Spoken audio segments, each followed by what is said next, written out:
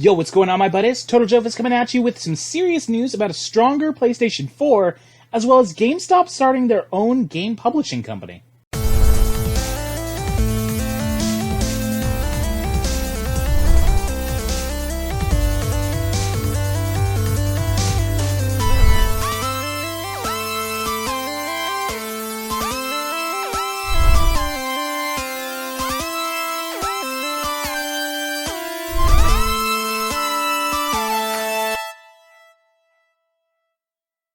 Okay, so first and foremost is the news that I'm most excited for, and yet at the same time, kind of pissed off about. And that's the PlayStation 4.5, or as they might be calling it, the PlayStation 4 Neo, or Neo PlayStation 4, however you're going to put it. Which, I'm sure you guys have heard the rumors, which it's supposed to be a more powerful PS4. Better processing power, better graphics, all that sort of stuff.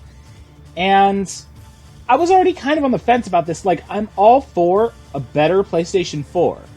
That's awesome. I'm glad that that's actually going to be a thing. I'm glad that I'll be able to play games in better resolutions with better frame rates, that it'll be able to handle more coming from the games. I'm really happy about that, sure. But at the same time, I'm also kind of pissed off because my main concern with the PlayStation 4.5 or Neo PlayStation, I'm just going to call it the PlayStation 4.5 because that's what people have been calling it. My main concern with that is I don't want to have bought a PlayStation 4 for $400 and then have to buy another PlayStation 4 for $400 in order to get the best gaming experience. That's fucking ridiculous. I mean, combine that with the fact that VR is coming out, and I think that's also $400, and we're talking that I might be spending $1,200 to get the definitive PlayStation experience, and that's fucking ridiculous. Now, my thought about the 4.5 is, if they have some sort of system where maybe, this is a good idea, at least I think so, where you can trade in your PlayStation 4 for some money off of the 4.5, like maybe $150, $200 off. That I don't think is such a terrible idea at all. I honestly think that's pretty legit. I would do that. I would do that with no complaints whatsoever. They're putting out a stronger PlayStation 4, which realistically, they should have initially anyway, but, they had to put out something, and, I guess that's what they had. Maybe they were trying to keep the price down. I don't know, but either way, they definitely needed to put out something stronger. I think they could get a little bit more powerful than this, honestly, but once again, I think it's all about price, honestly. So yeah, I think if they give you some sort of program where you can trade in your PlayStation 4 for a decent amount of money off of a 4.5, and I mean decent amount, not like $50 or something. That's practically fucking nothing. But if they do it to where you can trade it in for a decent amount off, then that's not such a bad idea. And the Neo PlayStation, go look up the specs. It's not that bad. I mean, it's definitely more powerful than the PS4, and I think that's badass. I don't really think it's as powerful as they could have made it. I don't know how well it's going to be able to handle 4K gaming, if at all, really. It might be able to put that out there with certain games, and that'll probably be pretty cool. But I kind of feel like they could have done better. All the same, though, it is most definitely more powerful than PS4. Go look up the specs. It's all pretty badass. I'm just worried about the price, honestly. But here's something else that I think was actually pretty cool that they said, which is kind of a give or take. They said that every game is going to have a base PlayStation 4 version and a Neo PlayStation 4 version. Meaning, the version that's limited down to what the PS4 can handle, and then a version that's less limited, more towards PC gaming, that sort of thing.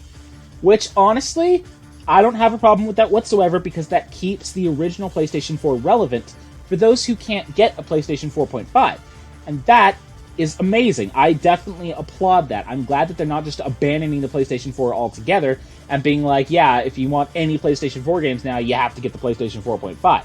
Which would be bullshit, especially if they don't have this trade-in thing that I thought of. So, yeah, that sounds pretty cool. And I think they said that all of the games coming out starting September, October area need to have that. So I'm kind of sitting there thinking, Does that mean I get to play Final Fantasy 15 in even higher resolution and all of that, to where it's going to look even more beautiful? I'm okay with that. I'm really okay with that. That sounds pretty freaking awesome. But yeah, so that's some pretty interesting stuff that they came out with. Like I said, look at the specs, definitely more powerful, and I really do like that they are kind of making sure that games are going to utilize this. That's kind of cool. Now, on top of this, we also have news about GameStop, which, you know, your friendly neighborhood GameStop giving you 20 cents for your games, that sort of bullshit.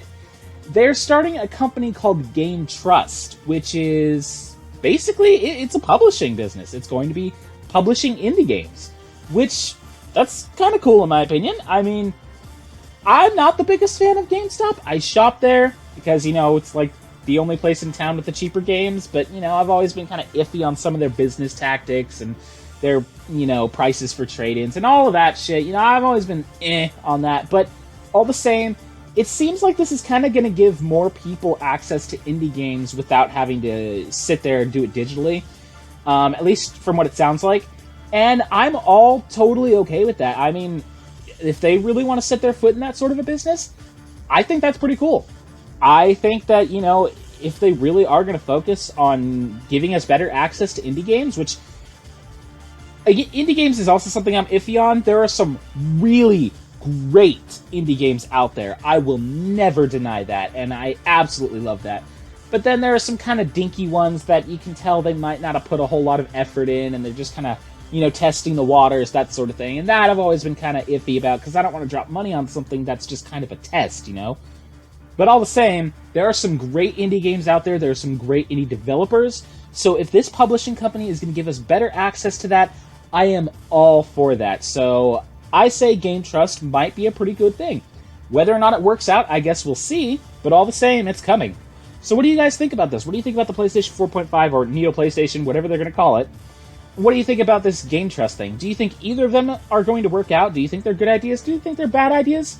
Let me know. And leave a like on this video and definitely subscribe for future videos, because I'll be uploading multiple every week. So that'll be about it. So until next time, stay pretty, my buddies.